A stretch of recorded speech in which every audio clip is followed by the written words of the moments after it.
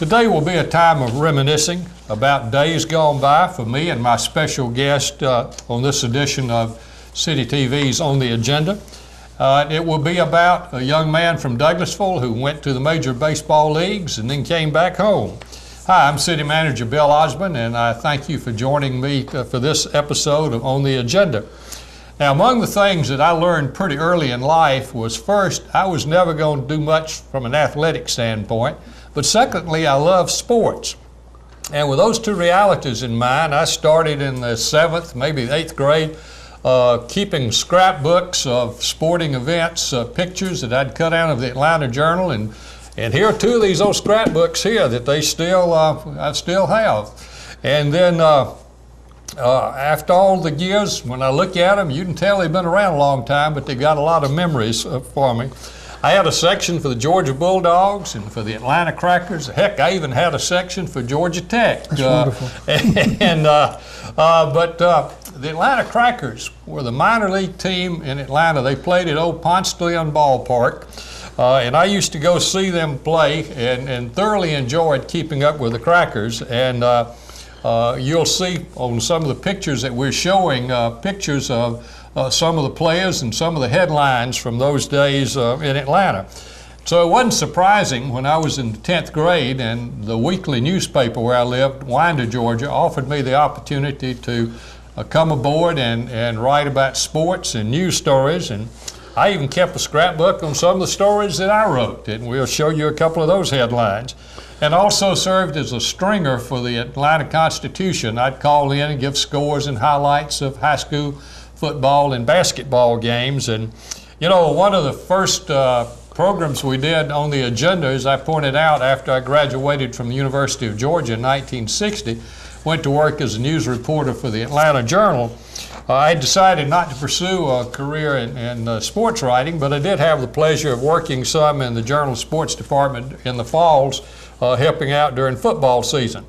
Now, with that personal background, you'll understand why I'm so delighted with my special guest today, because I used to watch him play with the Atlanta Crackers at Ponce de Leon Ballpark. Some of you may remember it was located across from the old Sears building that for a number of years then was City Hall East for the city of Atlanta. I'm not sure what's there now, but the old ballpark's been a shopping center for many years. But I followed my special guest both as he was a pitcher for the Atlanta Crackers, but also when he went up with the Milwaukee Braves. And that was before the Braves moved to Atlanta. And one reason that I kept up with him was when he was playing for the Crackers, you know, most of the ball players that we had, they came and played in Atlanta, and they were from California, they were from up east, or they were from the Midwest, but he was from here. And so I enjoyed keeping up with my special guest today, who's Taylor Phillips. Taylor, it's great to have you with me today. Thank you, Bill. It's an honor, and it's my pleasure. Right. Well, you know you were a left-handed pitcher, played for the Atlanta Crackers, and then, as I say, you went up to Milwaukee. But let's start just by talking about how did you get your start in baseball? Bill, it starts, I guess, when I'm 3 or 4 years old. Anything that moved, I loved it. That ball rolled, and my brother Calvin, who is with me today, will attest to that. That's all we did was play ball. Whether it be baseball, football, basketball, we had our own team. And it really started in high school. I played varsity baseball at Douglas County High School for all 4 years. And in my senior year after I graduated, I had the opportunity to go to Marietta to play for the Marietta American Legion. Douglasville at that time did not have an American Legion team. The closest one was Villa Rica, but we went to Marietta, Calvin and I, and we had a coach over there by the name of Schuler Antley. He was from Cedartown, Georgia, and he was the high school coach of Whitlow White. And what a wonderful summer we had. He had scouts come and look at us, and then scouts started coming to the house and talking to my dad about playing pro ball. I signed a scholarship with the University of Georgia, but baseball was my hobby, and I did not pursue the college route, which was the biggest mistake I ever made in my life. But I was signed by the old Atlanta Crackers. Right. And of course, in those days, the salary structure was much different than it was now. Did you get a signing bonus of any kind? And you remember what your first salary was as a professional ball player? I remember, and I'm ashamed with today's prices. I signed for $175 a month, and they sent me to Waycross, Georgia. But my dad had an advisor. I guess he was an agent. Some of you people in Douglasville remember Johnny Hill from Douglasville. He was a baseball player. He finally got to the big leagues, and he impressed upon my daddy that not if I got to the big leagues, but when I got to the big leagues, I would receive 25% of my sales price. And that was written in every contract that I had till I got to Milwaukee. Right. And when I got to Milwaukee, I did get $500 for signing. And then when I got to the big leagues, I got a $2,000 check. Right. So that was a lot of money back in those days. $2,000 in 1956. That's more than my daddy made. Right. But you know, very different situation back in those days. And in fact, when I first started with my scrapbooks, there were only 16 major league teams. There were 8 in the American League, 8 in the National League. And I started keeping up with it when the Braves were still in Boston. And of course, you had the Brooklyn Dodgers and the New York Giants, Philadelphia A's, and Washington Senators. It later became the Minnesota Twins. So that was a lot different from a salary situation and from an operational. You know, I was looking at one of my scrapbooks a couple of weeks ago, Taylor, and back in I think it was 1951, there were actually 25 professional baseball teams in Georgia. It was a Class D leagues that they had: Georgia, Florida, Georgia, Alabama, Georgia State, and then you had the Class A Sally League with Augusta and Columbus, Savannah and Macon. But the big team in Georgia was the Class AA Atlanta Crackers. Tell us about your view of the Crackers when you were here playing at Douglasville, and then how did it feel when you became signed with the Crackers and actually were going to pitch in Old Ponce de Leon ballpark? Let me go back one just to backtrack just a little. When I went to the big leagues in 1956, which I am very proud of, and I played most of my career in this era when there was only 16 teams. Now there's 30 teams. Right. And there was only 200 jobs in each league. Mm-hmm. And I was fortunate to have one of those 200 jobs out of 50 million people. Right. So, you know, I was blessed. Right. But when I got to the Crackers, when I stayed at Waycross 2 years and got to the Crackers, how did it feel? How would you feel if you hit the lottery for about 300 million? Playing for the Atlanta Crackers was like playing for the New York Yankees. That was the team in the South. And people do not understand what an impact the Atlanta Crackers had on the Southern people. Right. It was all Crackers. And we had fans come from Alabama, Florida, South Carolina. Mr. Mann, Earl Mann, the owner, he drew a lot of people, and they won more championships than any minor league team at that time. So I was blessed to be with the Atlanta Crackers. Right. Well, Earl Mann certainly was one of baseball's legendary owners in the minor leagues, and of course there were a lot of colorful characters in that old Southern Association, including a couple of rather colorful fields that you had Sufferdale up in Nashville, for example, that as I remember, was it left field that had a hill, right field that had a hill? And it had a goat run where like the goats would run across, and the fence, the right field fence was, best I remember, was about 240 feet. But it had a 10-foot wooden fence, and then they had about a 15-foot screen above that. You had to hit a fly ball to get it out of that park. Right. I never heard of anybody breaking a leg playing on that hill, but I can imagine there was some injuries sustained there. Right. And then Chattanooga had Joe Engel. Now that was the sportsman. He was a promoter of all promoters in the minor leagues. he would have someone to get married at home plate. He'd have a milking contest, and then he would put dollar bills out on the infield and draw a couple of tickets. And people, the winners of the tickets numbers, they would go out there and see how many $1 bills they could collect in a minute. And then after two people did that, then the players got their share. Right. And Eddie Glennon was another promoter in Birmingham. Yes, he was. He was a great promoter, and there was a big rivalry between Atlanta and Birmingham and Atlanta and Chattanooga. But it was good going into those cities. And the other cities, man, I tell you, I pitched one Sunday in Little Rock. I'd never been so hot in my life. And my brother Calvin went on a road trip with us. He was a pretty good up-and-coming catcher, and he can attest to the fact how hot it was on Sunday in Little Rock. Right. Memphis and New Orleans and Mobile, I don't remember much about them. And by the way, that was probably the first time I'd ever been out of the state of Georgia. Right, right. Well, you know, when you joined the Crackers, of course, Earl Mann had his manager. Was a relatively young fella who played second base, and a fella named Gene Mock. And you told me you played for Gene Mock on 2 different occasions.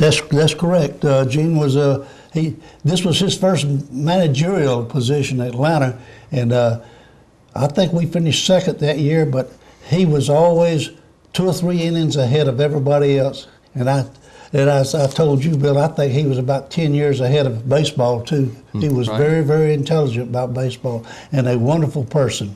Right. Now, you later played for him in the majors. Yes, I played for him in Philadelphia. Right. He brought me up from Buffalo in the International League, and I stayed there probably a couple of months until the season was over. He was a good man. If he told you something, his word was his bond. Right. Well, one of my favorite Atlanta Crackers was an outfielder, Chuck Tanner. And, of course, Chuck Tanner went ahead years later and was a very a successful major league manager. But, you know, I used to send fan letters to Chuck Tanner when I was probably 8th, 9th grade, and he always wrote me back. And I wish I'd have kept some of those letters. But any thoughts on Chuck Tanner? You know, I don't know if you know it or not, Chuck died last January. Yes, I did know that. Chuck died, and baseball misses a good man. Him and Tommy Lasorda, I think, were 2 of the best people that ever come along in that area that they both managed. But Chuck and I were roommates with the Atlanta Crackers for the 1953 season. I was in service 54 and 55. I went to Wichita. AAA team. That's AAA team. I stayed there for 2 months. Then I went to the big leagues, what we will get into a little later. Right. But Chuck was my roommate in Milwaukee.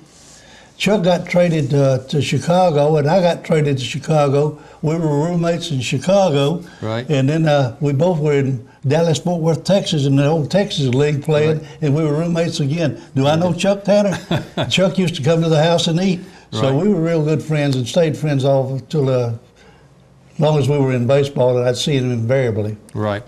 Well, you know, I used to, when I'd go from town I was living in Wyandotte, come to Atlanta, stay with an aunt and uncle that lived not too far from Ponce de Leon Ballpark.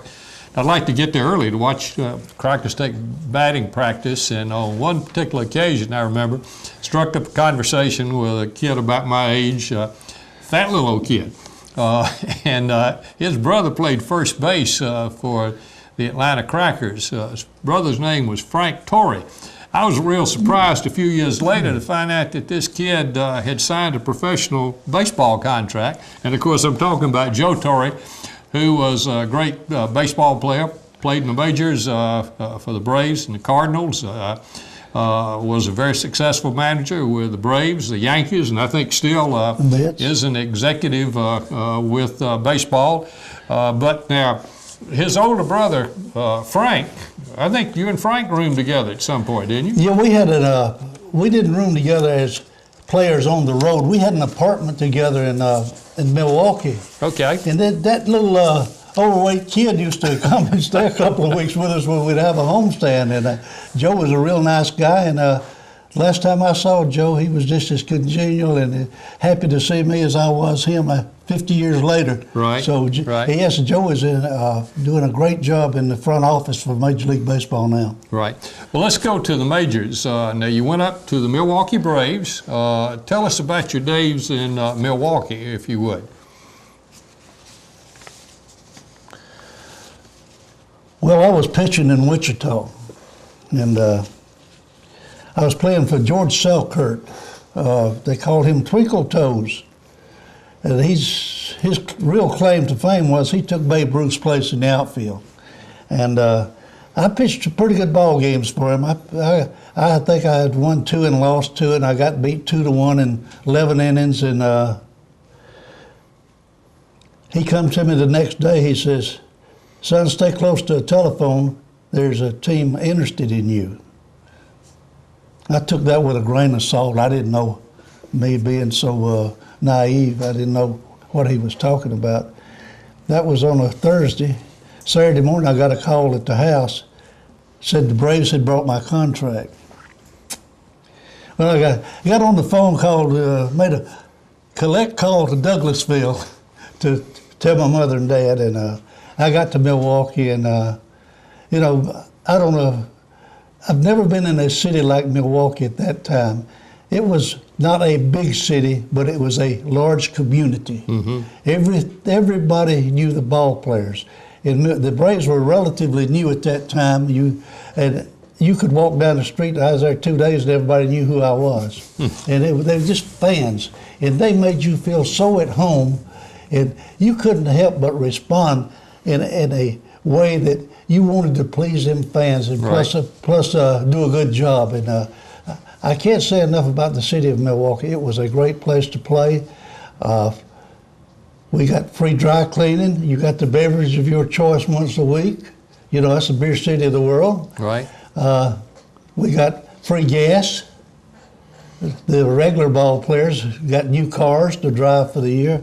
And they just showered you with gifts. It made you want to be part of that city. Right. And I did get off to a pretty good start there. Right. Well, now, you played with the Milwaukee Braves a couple of years, and I know you played for some other major league Chicago teams. Cubs. And you were in the World Series, I believe, Yes, at one point. 1957. We were fortunate enough to win the National League Championship by 8 games that year. 56, we lost it by 1 game. Right. And we won it by 8 games, and what a thrill that was. It's as far as outside of my secular life, that's the greatest thrill I've ever had, to be part of something like that, to be blessed, to be in such a good place, and to do such a good job at a great time in my life. Right. And I didn't have the best of years that year.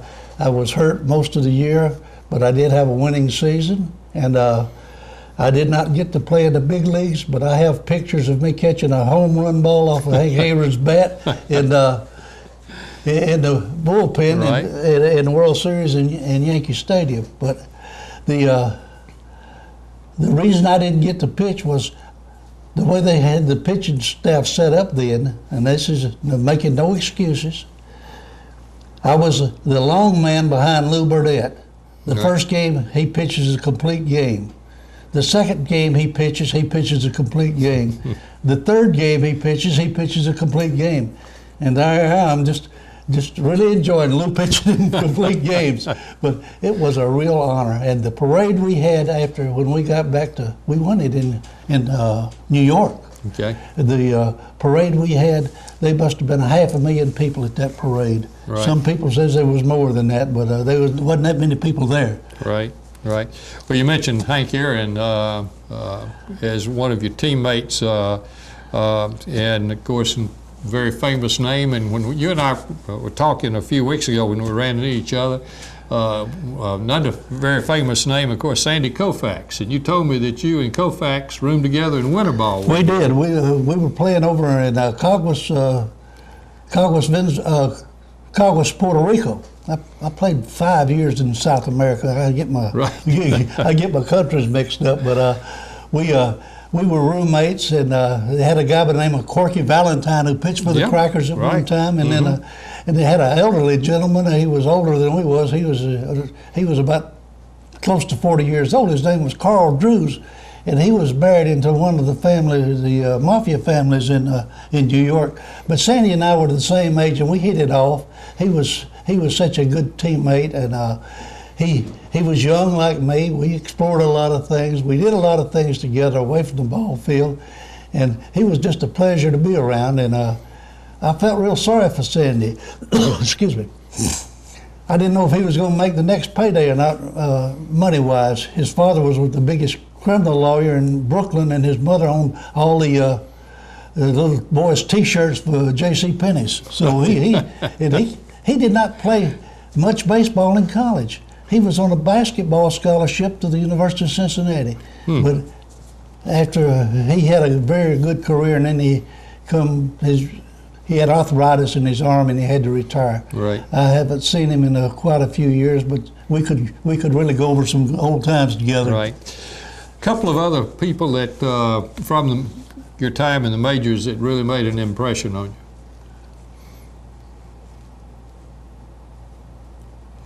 Quite a few.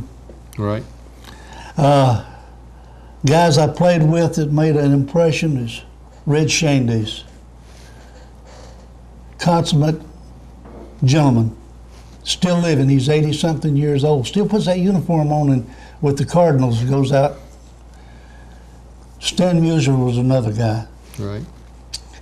Robin Roberts was a great teammate and a good friend, a good human being. And the people I'm talking about they are good ball players, but you remember, we had to be good to be there. We had a kid by the name of Bobby Malcolmus, an infielder that came up in 1957, sat on the bench, one of the finest men, good human being, good Christian man. Dale Crandall is another one. When I went to the Chicago White Sox, we had Nellie Fox, Louis Aparicio, both of them are in the Hall of Fame. Right. The Philadelphia Phillies, Richie Ashburn. I don't think he ever had a bad thought in his life. But what he displayed on the field, he displayed in his regular life. Right. He was all about being a good human being. Robin Roberts is in that bunch. And I could go on and on. Chuck Tanner was that way. Tommy Lasorda was that way. I played with Tommy when we were in Puerto Rico together, when Koufax was there. He was the same way. And most of the guys that you meet, in baseball, you got some people that really, really do not care about anything. But these guys that I've mentioned, Henry Aaron was a great teammate. Right. And you can just go on and on and on with teammates and people that you were happy to be around. The White Sox had a guy named Charlie Maxwell, called him Pawpaw. He was from Pawpaw, Michigan. A good person, a good ball player, winding down his career, always trying to help someone. Right. But you know, they just a lot of good people there. Right, and then of course people you've mentioned, a lot of those fellows in the Hall of Fame. Now, the time came, of course, and you did retire from professional baseball. That was a few years before the Braves moved from Milwaukee to Atlanta. I remember, of course, about that move. In fact, my dad and I went to the first Major League game, regular season game. Saw Atlanta, unfortunately, lose to Pittsburgh 3-2 in 11 innings. But as somebody that grew up here in the metro Atlanta area and then played Major League Baseball, how did it feel having a Major League team nearby? I thought it was great. I still think it's great. The city was ready for Major League Baseball. All they had was Georgia Tech, no pun intended, but they had the University of Georgia. But the Braves set the tone for Major League sports. Right. The Hawks came. I think the Hawks might have already been here. I'm not sure. But then here comes the Falcons. And I think the Braves, they play 162 games. They play 81 games a year here. The Falcons play 8. I understand why the press doesn't cover the Braves like they do, because this is a football city. But Atlanta, the Braves generate more dollars for the city of Atlanta than the rest of them combined. Right. And they have good teams, they have bad teams.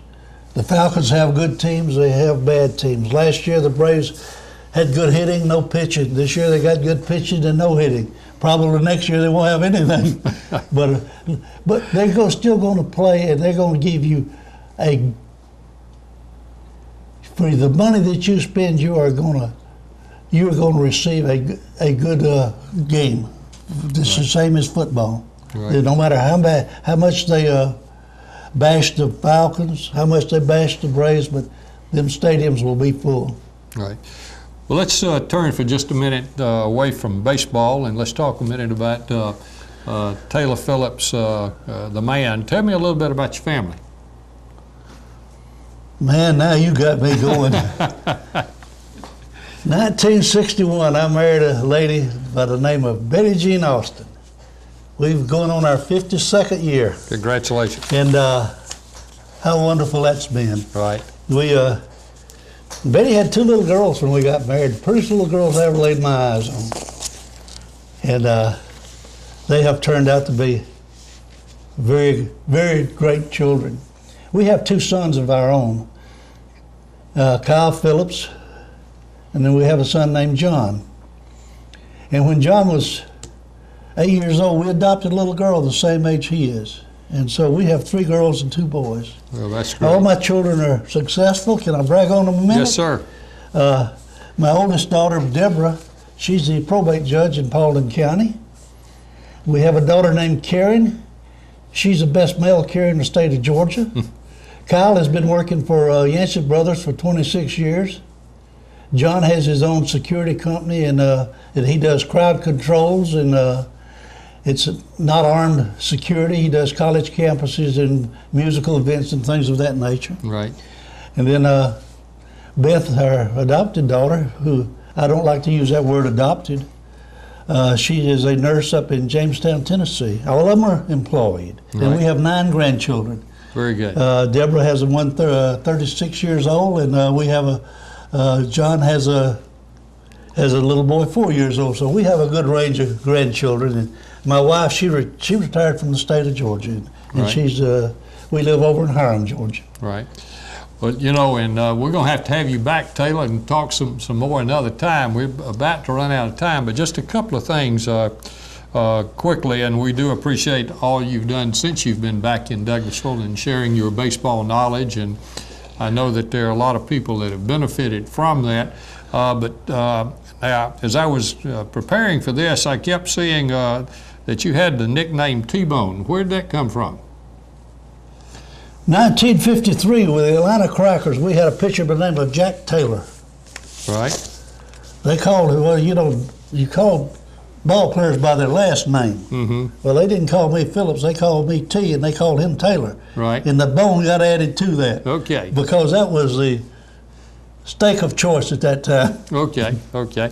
Now, locally, I know that last year you were selected to the Douglas County Hall of Fame, and certainly a well-deserved honor. But I appreciate you being with me today on City TV, and like I say, we'll have to have you come back again sometime, and we can share some more stories from days gone by. But thank you for being with me today, and very best to you. Bill, it's my pleasure, and thank you for having me. Yes, sir.